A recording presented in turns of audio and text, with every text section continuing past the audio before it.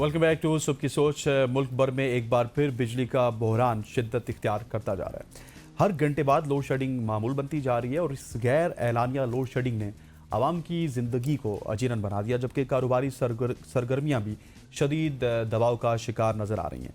पहले ही हुकूमती पॉलिसी के तहत मार्केट्स रात 8 बजे बंद हो रही हैं और अब बार बार बिजली जाने से ट्रेडर्स के लिए कारोबार चलाना मज़ीद मुश्किल होता जा रहा है। छोटे दुकानदारों से लेकर बड़े कारोबारी मराकज़ तक हर सतह पर नुकसानात सामने आ रहे हैं। मशीनरी रुकने, पैदावार की सलाहियत को मुतासर होने और ग्राहकों की आमद कम होने से कारोबार सुकड़ता जा रहा है। ताजरों का कहना है कि अगर यही सूरत हाल बरकरार रही तो ना सिर्फ उनका नुकसान बढ़ेगा बल्कि मईशत पर भी इसके मनफी असरात मज़ीद गहरे हो सकते हैं। ऐसे में सवाल ये पैदा होता है कि एक बार फिर तवानाई के इस बहरान को किस तरफ लेके जाया जा रहा है, जिसका खमियाजा पहले भी आवाम और कारोबारी तबका भुगत चुका है। इसी पर आज हम बात करेंगे। सही, बिल्कुल आप सही कह रहे हैं। और सिर्फ इतना ही नहीं, आपको एक मजीद एक और, अगर आपको हमारे इस इंट्रो पे एतबार नहीं है तो हमने कल एक अपने सोशल मीडिया प्लेटफॉर्म पर एक सर्वे करवाया जिसमें पूछा कि आप हर इंसान अपना अपना इलाका बताए और ये बताए कि कितने पहले आप बताएं कि आपके घर में कितने। मुझे तो पता ही नहीं चलता, मुझे तो 2-2.25 घंटे थी, लेकिन जब मैं हर घंटे में देख रही हूँ लाइट जा रही है, कभी 5 बजे जाती है, कभी फजर में जाती है, कभी रात 9 बजे में जा रही होती है, तो जा रही है ना, 2.25 घंटे तो पता किस चीज का नहीं चलता, मतलब 2.25 घंटे से ज्यादा। अच्छा सही, हाँ वो तो 2.25 घंटे से ज्यादा हो गया। मैं भी जिस इलाके में रहता हूँ जा रहा था ना 2 घंटे का, उससे ज्यादा है। नहीं, हर घंटे बाद जाती है और हर घंटे बाद आपको ये बियर करना पड़ता है। बिल्कुल आप सही कह रहे हैं और इसी तरह से लोगों ने भी बताया है, तो जरा दिखाते हैं आपको। और जैसे कि कुछ लोग फरमा रहे थे कि एमएलसी है जहां से उन्होंने कहा कि हर घंटे में ही लोड शेडिंग होती है। इसी तरह से लाहौर से कुछ लोग थे, उन्होंने कहा कि इस्लामाबाद E11 में 4 घंटे का कहा जा रहा है, इस्लामाबाद E11 में कि वहां पर होती है। फिर इतने ये कहा जा रहा है कि जी 12 घंटे होती है। और फिर इसी तरह से जो दीगर जिला रहीमयार खान तहसील लियाकतपुर हर 1 घंटे बाद। मेरी थोड़ी नजर ठीक है, मुझे इतने दूर से ना मोस्टली बात में ही रहती है। अच्छा, लाहौर के रायवंड रोड पर 10 से 12 घंटे की लोड शेडिंग होती है। ये कुछ डिफरेंट जो कमेंट्स थे। फिर इसी तरह से जिला बिम्बर की बात कीजिए तो वहाँ पे यूनियन काउंसिल है, वहाँ पे यूनियन काउंसिल की तो बहुत दूर हो गया, वहाँ पे भी यही हालात है कि हर घंटे बाद आपको लोड शेडिंग देखने को मिलती है। मतलब 10 से 12 घंटे भी जा रही है लाइट, तो ये क्या सूरत हाल है? 2 घंटे का कह के, 2.25 घंटे का कह के, अब 12-12, 10-10 घंटे। तो इसी सारे मामलात पर बात करने के लिए गोपलानी साहब ने हमें ज्वाइन कर लिया है। आप चेयरमैन है all city traders. Thank you so much sir for your time. सबसे पहले तो सर, जैसे हमने अपना इंट्रो भी कराया, फिर उसके बाद बाकायदा एक एविडेंस है हमारे पास जिसमें लोग ये क्लेम कर रहे हैं कि 10-12 घंटे। सर, ये आम आदमी की जिंदगी कितनी मुतासिर मजीद होगी? पहले बिजली महंगी हुई और अब लोड शेडिंग का सिलसिला भी शुरू हो गया। देखिए, बिजली के बगैर अब गुजारा मुश्किल है, बल्कि नामुमकिन है जी। आपके बच्चों की एजुकेशन सारे जो आपके इस वक्त इलेक्ट्रॉनिक गैजेट्स के ऊपर है। आज बच्चे जो डिस्टर्ब रहते हैं अपनी जगह, लेकिन इसमें हुकूमत की नाअहली भी शामिल है।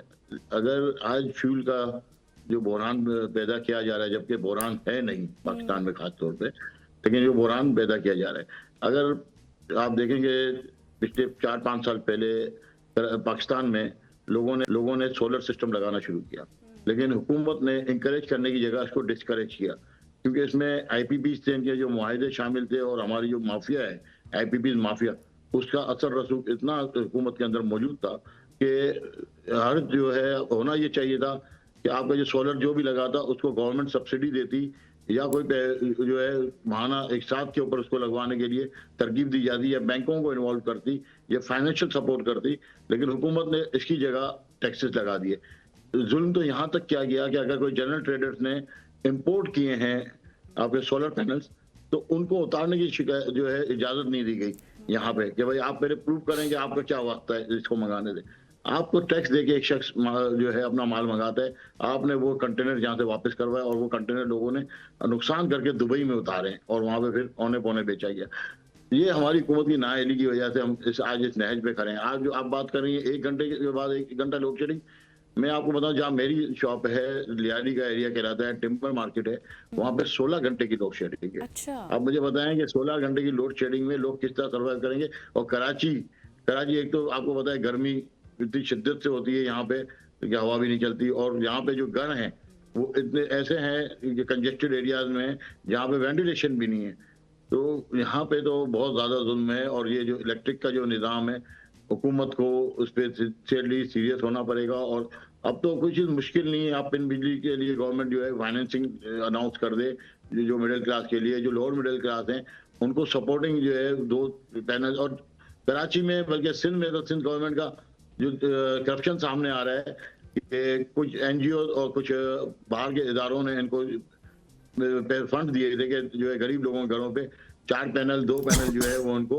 डोनेट किए जाए, तो उस पर भी करप्शन की गई और वो जो माल था वो जो है करप्शन की नजर हो चुका है। वो पैसा सारा सरमाया जो है किसी बैंक ने गुलानी साहब मुझे ये बताइएगा कि अब आपने जिस तरह सोलर सिस्टम की बात की थी, तो सोलर पे तो ये गवर्नमेंट कदम लगाने जा रही है क्योंकि आईपीपीज को फैसिलिटेट करना है, पूरा पाकिस्तान सोलर सिस्टम की तरफ जा रहा था, तो फिर वो गवर्नमेंट का ना असर रसूख खत्म हो जाता, आईपीपीज के पैसे ना बनते, अपनी बिजली कहाँ से पूरी होती। सो हम किस डगर जा रहे हैं? सोलर हम लगाने नहीं दे रहे, आईपीपीज के हवाले से जो हमने पहले सोलर पैनल को जब सब्सिडी दी थी आईपीपीज के हवाले से वो भी खत्म कर रहे हैं, तो सोलर भी अब लोग कम ही लगवाएंगे क्योंकि पहले जो पूरी कॉस्ट 1 साल में पूरी हो जाती थी या चंद महीने हो जाती थी वो सोलर लगाने की कॉस्ट अब 3-4 साल में पूरी होगी। देखिए, बात जो हमारी समझ में आ रही है कि हुकूमत नहीं चाहती कि लोग माशी तौर पर मजबूत हों। अगर माशी तौर पर मजबूत होंगे तो कल जो है वो अपने हक की भी बात करेंगे और किसी और मामला की बात करेंगे। हमारे अशराफिया की और हुकूमत की पॉलिसी ये है कि किसी तरीके से भी लोगों को डिस्टर्ब रखा जाए, चाहे वो सोलर पैनल के तहत हो, चाहे महंगी बिजली को फरोख्त करनी हो, चाहे आईपीपी में करप्शन के मामला हो, और ये चीजें सबके सामने आए हैं। हमारे जो इदारे हैं एंटी करप्शन के, नैब के, वो भी अगर देखा जाए तो उस वक्त जो है वो हुकूमत के मातहत ही हैं और हुकूमत के अंडर में ही काम कर रहे हैं। वो भी आज़ाद नहीं है कि वो किसी किस्म की तहकीकात कर सकें और लोगों को जो है इस फ्रॉड से बचा सकें या इस करप्शन से बचा सकें और हुकूमत को जो है सही डगर पे डाला जाए। अच्छा शर्जील साहब, अब मुझे ये बताएं कि पहले ये नोटिफिकेशन आता है कि रात 8 बजे आप मार्केट्स बंद कर दें, रात 8 बजे मार्केट्स बंद होना, फिर बिजली महंगी होना और अब लोड शेडिंग 16-16, 10-10, 12-12 घंटे का होना। इससे अब ताजरों का, छोटे कारोबारी लोग कैसे मुतासिर हो रहे हैं और ताजरों का कारोबार कितना मुतासिर हो रहा है? देखिए, ये जो 8 बजे मार्केट बंद करने वाली बात है या 9 बजे बंद करने वाली बात है, ये छोटा ताजिर ही डायरेक्ट मुतासिर होता है। अब 2 चीजें हैं, आप इस चीजों को पैरामीटर को समझने की अगर हम कोशिश करें, जो लोग सुबह 9 to 5 जॉब करते हैं, या वो आप 9 to 5 तो सिर्फ ऑफिस में जॉब्स हैं, वरना पाकिस्तान में 9 to 5 का कॉन्सेप्ट कहीं भी नहीं है। यहाँ पे तो कॉन्सेप्ट ये भी नहीं है कि जो बेचारा मजदूरी करने जाता है तो उसको ओवर टाइम दिया जाए। 90 से पहले तो लोगों को जो है दुकानदार या कोई कहीं से किसी से उजरत पे काम कराते थे तो ओवर टाइम का एक कॉन्सेप्ट था, लेकिन अब वो ओवर टाइम का कॉन्सेप्ट खत्म हो चुका है क्योंकि हमारे यहाँ गुर्बत इतनी बढ़ चुकी है, लोगों को लाचारी इतनी बढ़ चुकी है कि मजबूर है जिस तरीके से इनको काम मिले उस रेट पे काम करें। हुकूमत का जो कम से कम जो उजरत देने का जो मैयार है वो भी कहीं पूरा नहीं होता। लोग दिन में काम करते थे, शाम को अपनी जरूरत की अशिया लेने के लिए दुकानों में जाके, मार्केट में जाके वो अपनी जो है अशिया सर्फ या कोई कपड़े या कोई किसी चीज की जरूरत है वो अपने फारिग टाइम में जाके वो शॉपिंग करते थे। अब आप जो है इन्होंने उनकी ये एक तो ये अपॉर्चुनिटी खत्म कर दी। अब वो अपनी जो है जॉब छोड़ के उस दिन जो जरूरत की चीज है वो लेने के लिए जाएगा। लाजमी बात है कारोबार के ऊपर फर्क पड़ेगा। दूसरी बात ये है कि जो छोटा सरमायादार है, जो ताजिर है, जो कि रोलिंग के ऊपर काम करता है, मार्केट से उधार लेता है और उधार माल बेचता है, वो डायरेक्टली इस पर डिस्टर्ब होगा। और ये तबका कितना है? पूरे मुल्क का 10% भी नहीं होगा जो रात को लेट आवर्स में दुकानें या रेस्टोरेंट बंद होते थे। तो ये हुकूमत का, मैं तो एक बात ये समझता हूँ, गवर्नमेंट ऑफ पाकिस्तान के आप जब चीज देखें, अगर कोई दहशतगर्दी हो रही है तो डबल सवारी बंद कर दें। मोबाइल फोन बंद कर दिए जाते थे एक टाइम पे, आपके जो मोबाइल फोन जो है वो कराची में 6 माह तक मोबाइल फोन के टावर्स बंद कर दिए गए बेनजीर भुट्टो के टाइम पे। इसी तरीके से डबल सवारी बंद कर दी जाती है, इसी तरीके से दुकानें बंद कराई जाती है। ये टोटल फेलियर ऑफ द, देखा जाए हम तो मजबूर हैं, आपके एस्टेब्लिशमेंट से सरकारी मशीनरी तो हम नहीं लड़ सकते, तो इसलिए मन जो उन्होंने बात की है दुकानें बंद करके बैठ जाते हैं और इस वक्त हमें इतनी ताकत भी नहीं है कि हम जो है कोई पुरजोर तरीके से एहतजाज भी कर सकें।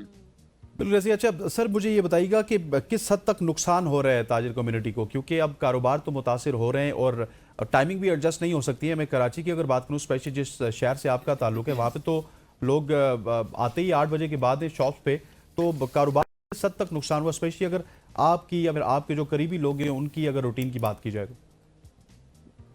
अच्छा, एक चीज को समझे, यहाँ बार बार एक बात कही जाती है कि कराची 12 बजे खुलता है, कराची 1 बजे खुलता है, कराची 2 बजे खुलता है।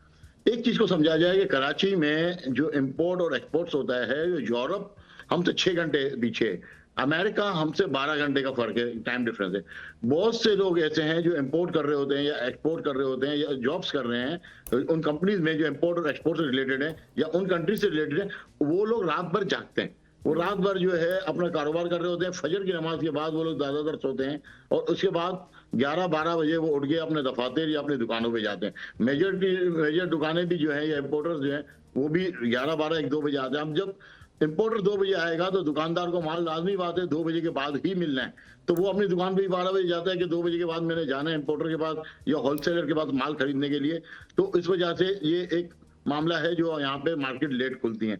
बात आप कर रहे हैं कि कितने लोग इस पे डायरेक्ट जो है प्रॉब्लम में आएंगे, तो उसमें मेरे जहां तक ख्याल है कि 30 से 35% लोग जो है उनका कारोबार टोटल खत्म हो जाएगा, क्योंकि वो मार्केट से उधार लेके माल बेचते थे और तकरीबन लोग जो है वो उनकी खरीदारी पे भी फर्क पड़ेगा।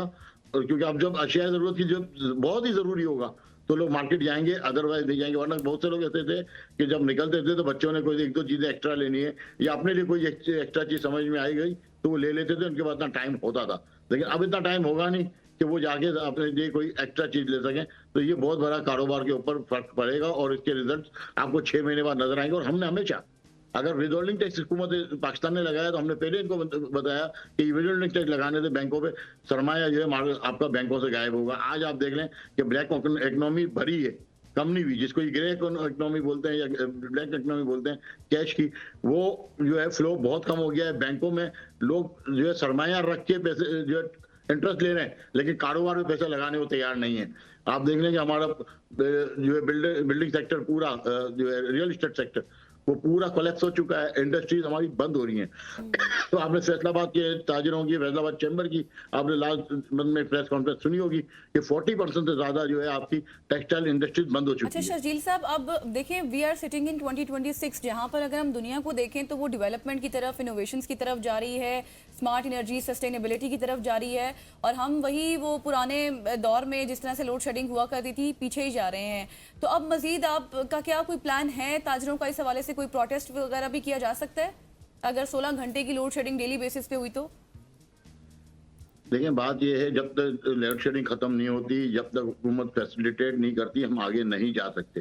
लोग तरक्की याफ्ता ममालिक या तरक्की पजीर ममालिक, आज आप देख लें सूडान भी हमसे आगे निकल चुका है। हम बात करते थे अफ्रीकन कंट्रीज की, आज अफ्रीकन कंट्री इथोपिया की ये पोजीशन है कि 90% इथोपिया में जो गाड़ियां हैं वो ईवी पे कन्वर्ट हो चुकी हैं। आप सर्वे उठाएं, इस वक्त वहां पे 10% जो गाड़ियां हैं जो पेट्रोल पे हैं वो गाड़ियां हैं जो बड़ी गाड़ियां ईवी पे अभी तक नहीं आई हैं। तो वो कंट्रीज ने अपने आप को गवर्नमेंट ने फैसिलिटेशन की, कारोबार के आवर्स बढ़ाए, तो और जो है लोड शेडिंग के ऊपर काबू किया, तो वो आज मुल्क तरक्की कर गए। अगर हमने आगे जाना है तो हमें सबसे पहले जो दौरे जदीद की जो भी आपके गैजेट्स हैं उस पे लोगों को लेके जाना पड़ेगा और फैसिलिटेट करना पड़ेगा ताजिरों को, सनतकारों को। अगर मोहसिन नकवी साहब आके ये कह दें कि 10 अरब डॉलर का सरमाया ताजिर जो है बाहर लेकर गए, हमें पता है, तो वो आप वापस लेकर आए, तो भाई आपको ये भी तो पता होगा कि आपके जो पॉलिटिशियंस के जो बड़े बड़े प्लाजा खड़े हुए दुबई में और यूरोप में, उनका सरमाया कौन लाएगा? हम तो बिल्कुल ऐसे, दैट इज वेरी अनफॉर्चुनेट। ये कहना बहुत आसान है लेकिन इसको करना बहुत मुश्किल है। शर्जील गोपलानी साहब हमारे साथ मौजूद थे, chairman all city trader union Karachi. Sir thank you so much for your time. यहाँ पे वक्त हो चाहते एक शॉर्ट सी कमर्शियल ब्रेक का, ब्रेक लेते हैं, वापस आते हैं, हमारे साथ रहिए।